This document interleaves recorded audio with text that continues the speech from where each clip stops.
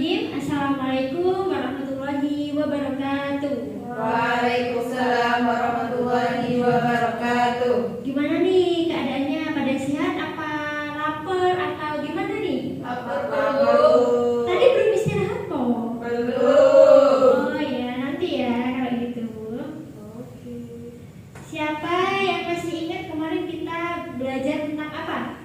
Lupa Bu. Kok lupa? Kemarin apa nggak belajar? Tadi malam nggak belajar? Enggak. Aduh. Besok lagi belajar ya. Iya Bu. Nah, hari ini kita akan belajar tentang sholat berjamaah. Ibu bacakan dulu ya kompetensi inti. Yang pertama yaitu menghargai dan menghayati ajaran agama Islam. Yang kedua, menghargai dan menghayati perilaku jujur, disiplin, tanggung jawab, peduli, santun, percaya diri dalam berinteraksi secara efektif dengan lingkungan sosial dan alam dalam jangkauan pergaulan dan keberadaannya. Yang ketiga, memahami pengetahuan berdasarkan rasa ingin tahunya tentang ilmu pengetahuan, teknologi, seni, budaya terkait fenomena dan kejadian tampak mata. Yang keempat yaitu mencoba mengelola menyaji dalam ranah konkret dan ranah abstrak sesuai dengan yang dipelajari di sekolah dan sumber lain yang sama dalam sudut pandang teori. Coba Mbak Lia dibaca kompetensi dasar dan indikator minimalnya. Kompetensi dasar yaitu menunaikan sholat berjamaah. Kemudian indikator minimalnya ada 3, yaitu yang pertama melaksanakan sholat berjamaah, yang kedua menyeru dan mengajak melakukan sholat berjamaah, dan yang terakhir yaitu mengikuti gerakan yang dilakukan oleh imam. Ya, jadi hari ini kita akan belajar tentang sholat berjamaah. Coba sekarang dibuka di halaman 3. Dilihat itu ada gambar apa?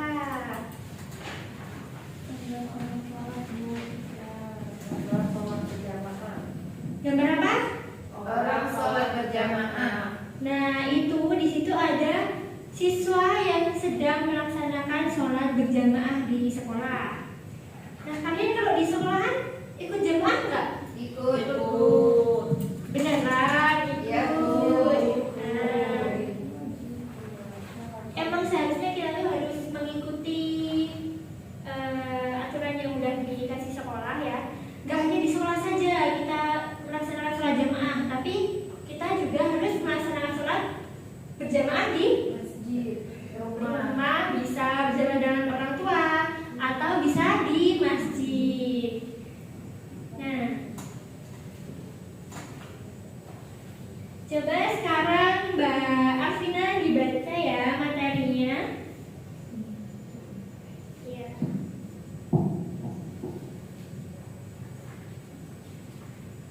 Materinya yaitu kata sholat berasal dari kata Arab as-sholah yang artinya seruan atau doa, sebagaimana termaktub di dalam firman Allah Subhanahu wa taala, inna sholataka sakanun lahum wallahu sami'un alim, yang artinya berdoalah untuk mereka, sesungguhnya doa kamu itu menjadi ketenteraman jiwa bagi mereka. Quran surah At-Taubah ayat 103.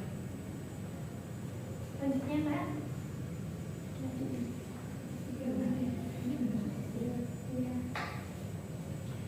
Menurut pengertian syarok, salat ialah ibadah dalam bentuk perkataan dan perbuatan tertentu dengan menghadirkan hati secara ikhlas dan khusyuk. Dimulai dengan takbiratul ihram dan diakhiri dengan salam menurut syarat-syarat dan rukun-rukun yang telah ditentukan syarok.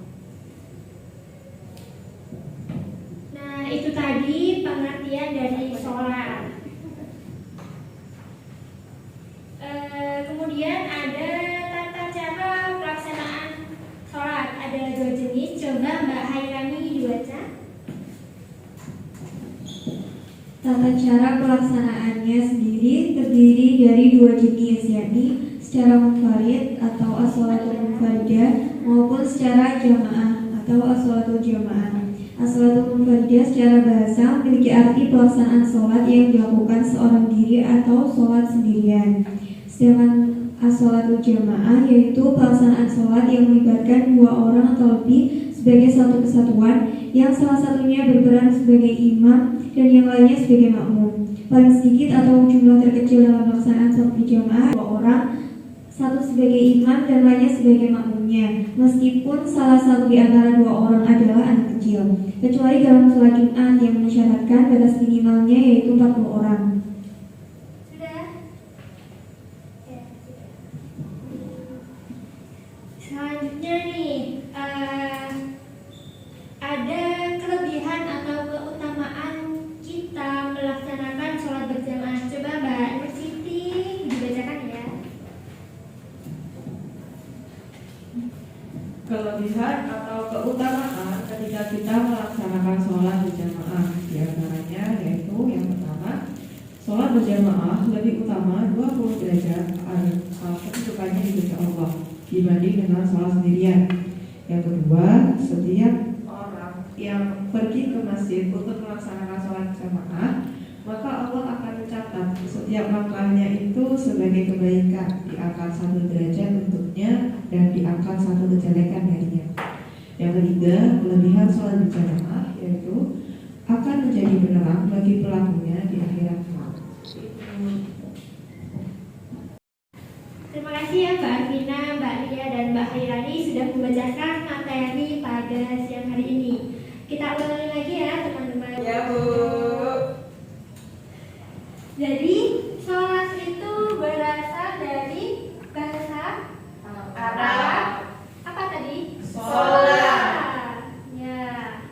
Yang artinya? Seruan atau doa. Ya, benar sekali. Yang artinya seruan atau doa. Nah, sholat tadi ada berapa macam? Ada 2 macam.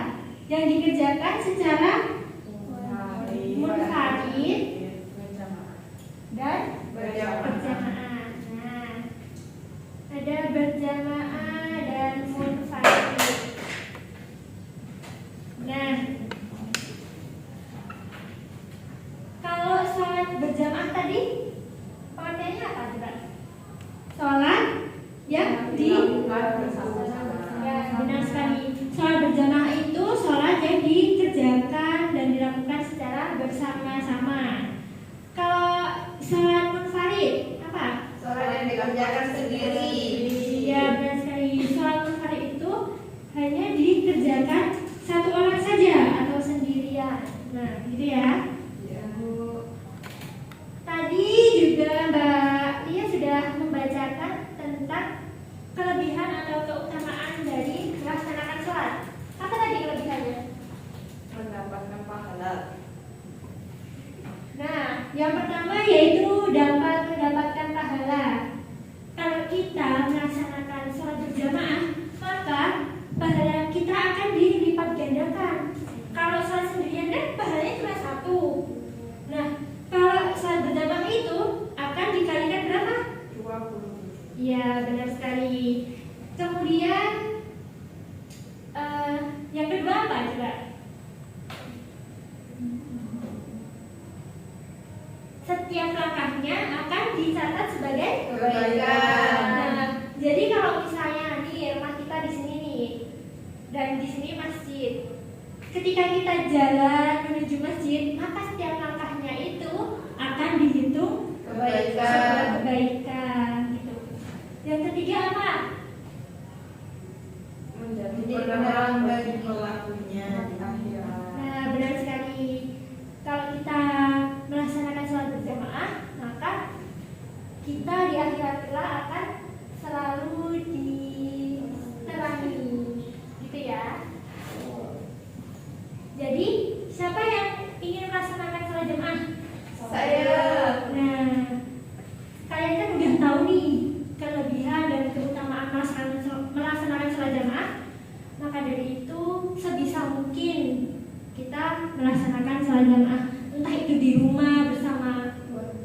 ibu, bapak, keluarga, atau bisa melaksanakan sholat berjamaah di masjid. Nah, gitu ya teman-teman. Nah, setelah ini nanti ibu tunjukkan video tentang sholat berjamaah. Sebentar ya. Sekarang kita menonton video tata cara sholat berjamaah dulu ya. Nanti setelah menonton video ini, kalian akan ibu buat kelompok yang nantinya mempresentasikan dari apa yang udah ditonton. Oke? Disimak baik-baik ya teman-teman. Ya Bu. Allahu Akbar. Sholat berjamaah lebih utama dari sholat munfarid atau sholat sendiri. Rasulullah Shallallahu Alaihi Wasallam bersabda, "An ibni Umar anna Rasulullah Sallallahu Alaihi Wasallam qala, salatul jama'ati afdalu min salatil fardhi bi 27 darajah." Rawahul Bukhari. Dalam sholat berjamaah, hendaknya memilih imam yang paling banyak pengetahuan tentang Al-Quran dan paling bagus bacaannya. Jika dalam hal ini sama, maka yang paling mahir adalah as-sunnah. Jika dalam hal ini pun sama, maka yang lebih tua usianya. Berikut merupakan tuntunan dan tata cara sholat berjamaah. Setelah muadzin mengumandangkan azan, jamaah disunahkan melakukan sholat rawatib yang dituntunkan terlebih dahulu. Kemudian muadzin mengumandangkan al-Qur'an.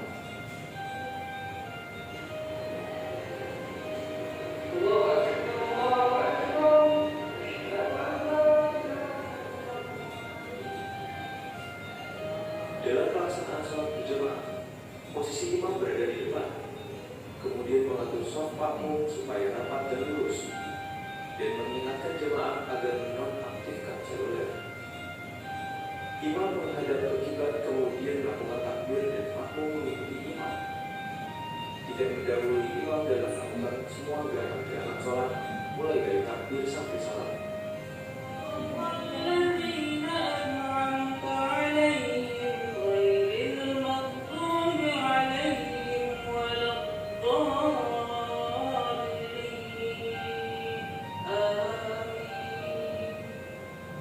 Dalam pelaksanaan sholat berjamaah, makmum tetap membaca Al-Fatihah, baik dalam sholat yang dibaca imam secara sir atau jahar, dan mengikuti bacaan amin imam dikala dibaca secara jahar. Setelah selesai sholat, imam tetap duduk dan menghadap ke makmum. Imam dan makmum membaca zikir dan doa sendiri-sendiri.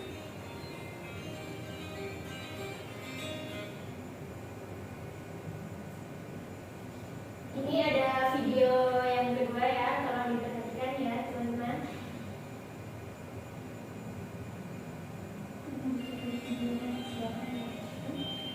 Berikut tata cara berjamaah yang terdiri dari imam laki-laki dan seorang makmum wanita datang masuk.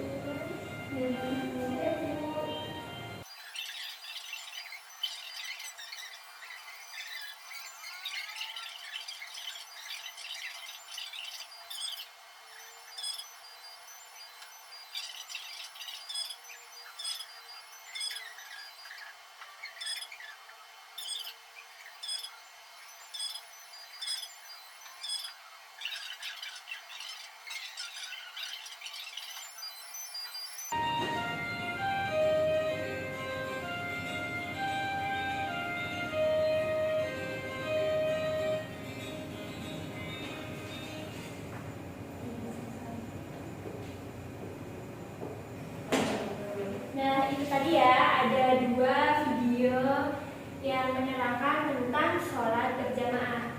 Nah, untuk yang sekarang Ibu bikin dua kelompok ya. Nanti Mbak Hairani sendiri gak apa-apa kan? Gak apa-apa. Nanti Mbak Afina sama Mbak Lia. Nah, tugasnya apa? Tugasnya kalian mempresentasikan apa yang tadi ada di video tersebut. Oke? Oke, Bu. Nanti Mbak Haryani Ibu bantu. Iya, Bu, siap.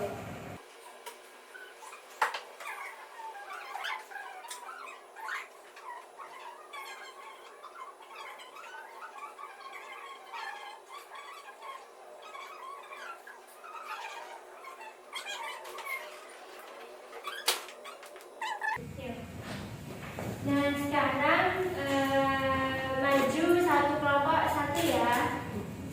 Kelompoknya Mbak Lia sama Mbak Afina. Ayo maju.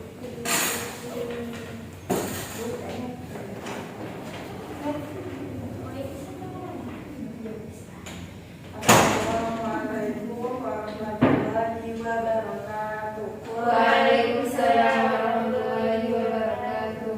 Di sini saya mewakili kelompok 1 akan mempresentasikan hasil diskusi kami, yaitu yang pertama syarat menjadi imam. Syarat menjadi imam itu tadi kelompok kami pahamnya cuma 2 syarat. Yang pertama yaitu boleh tua atau muda yang memiliki dia paham agama. Yang kedua yaitu dia berakal dan memahami bacaan tajwid dalam Al-Quran. Seperti itu Ibu. Sekian dari kami. Kurang lebihnya mohon maaf. Wassalamualaikum warahmatullahi wabarakatuh. Waalaikumsalam warahmatullahi wabarakatuh.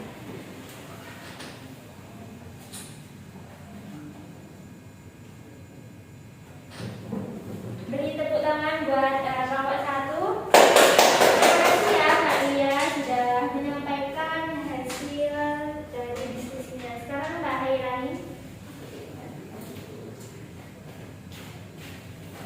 Jadi hasil dari video yang saya tonton tadi yaitu ada tata cara sholat berjamaah. Itu ketika ada makmum yang masbuk atau terlambat itu datang langsung menepuk imam supaya imam tahu kalau dia itu mau ikutan sholat berjamaah. Gitu. Terus nanti ada di sampingnya tapi ada mundur, kalau misalnya ada jalan lagi mungkin bisa nepuk yang belakangnya lagi supaya nanti bisa berjejeran di belakang imam.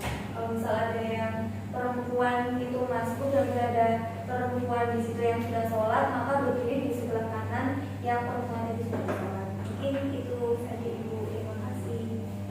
Ya baik, terima kasih Mbak Hairani. Beri tepuk tangan buat Mbak Hairani. Nah, jadi di dalam video tadi menerangkan tentang syarat-syarat imam. Apa sih syaratnya? Nah, yang pertama yaitu beliau, imamnya itu harusnya yang mempunyai pengetahuan tentang agama yang baik. Jadi di antara semua jamaahnya itu dia memiliki pengetahuan yang baik, oke? Nah, yang kedua yaitu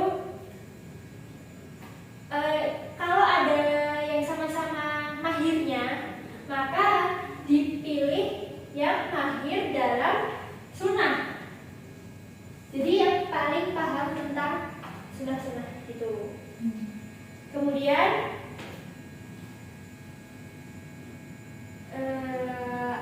kalau misalnya sama-sama dari mereka itu ada sama-sama yang paham tentang sunnah, maka dipilih yang paling tua.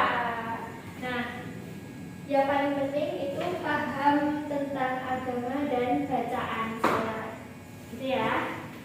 Nah, tadi gimana cara melaksanakan sholat jamaah? Kalau misalnya ada yang kurang, gimana? Misalnya ini imamnya ya, terus makmumnya satu nih, ini cewek nih. Terus ini kalau misalnya ada makmum cowok di mana ya? Di samping. Nah, di samping kanannya. Terus kalau ada yang datang Di belakang sejajar dengan imam. di belakangnya, dan yang ini Mundur. Jadi yang makmum pertama tadi yang laki-laki mundur ke belakang sini ya. Terus setelah di perempuan yang datang, gimana ya? Kanannya. Kemudian ada laki-laki lagi yang datang, gimana ya? Kanan apa kiri? Kirinya.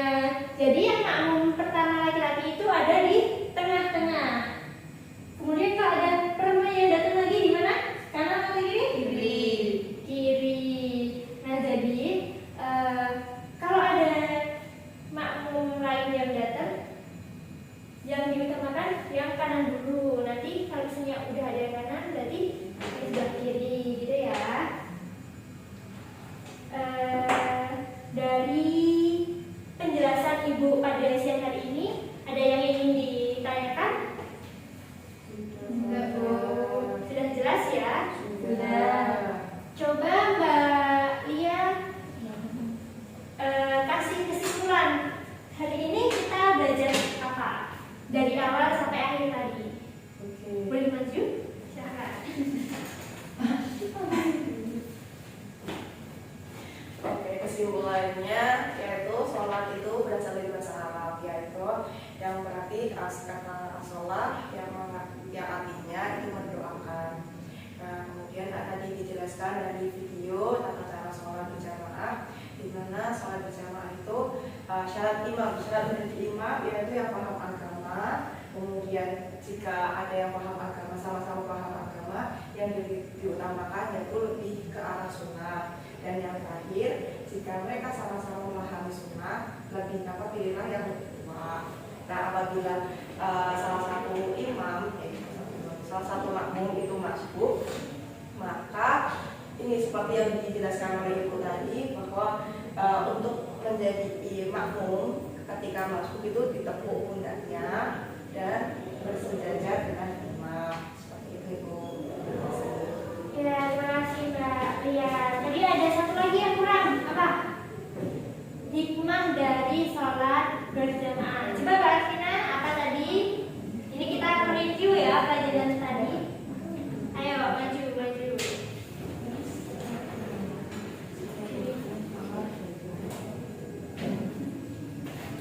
Baiklah, di sini saya akan menyampaikan hikmah dari sholat berjamaah. Yang pertama, mendapatkan pahala. Yang kedua, ditinggikan derajatnya 27 derajat sama Allah. Dan yang terakhir, setiap langkah kita menuju ke masjid itu dihitung pahalanya dan kebaikan. Sekian. Ya, terima kasih Mbak Alvina. Nah, itu tadi kan Mbak Lia sama Mbak Alvina udah jelasin nih dari awal sampai akhir kita belajar apa. Nah, kira-kira setelah kalian mengetahui, kalian paham tentang sholat berjamaah, kalian tetap mau melaksanakan sholat jamaah atau mau melaksanakan sholat sendirian? Nah, kita itu harus sebisa mungkin ya diusahakan harus melaksanakan sholat secara berjamaah. Biar apa? Biar pahalanya bisa dilipat gandakan sama Allah. Kemudian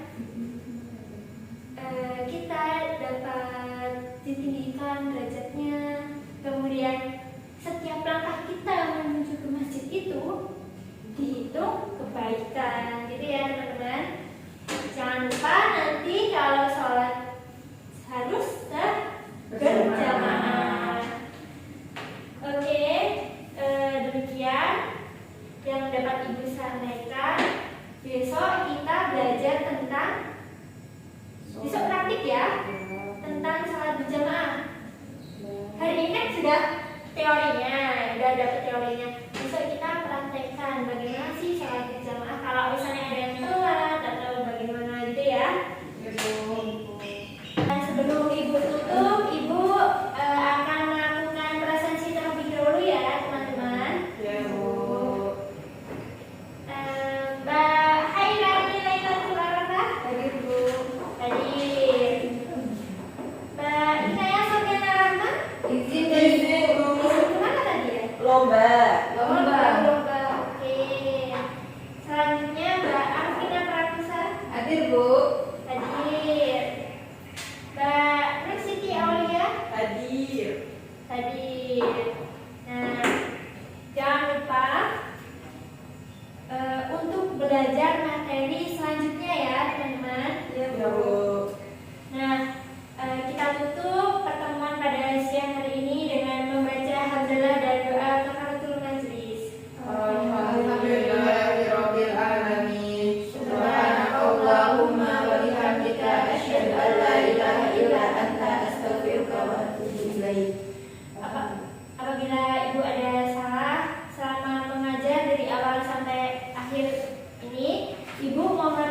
sebesar-besarnya. Wassalamualaikum warahmatullahi wabarakatuh. Waalaikumsalam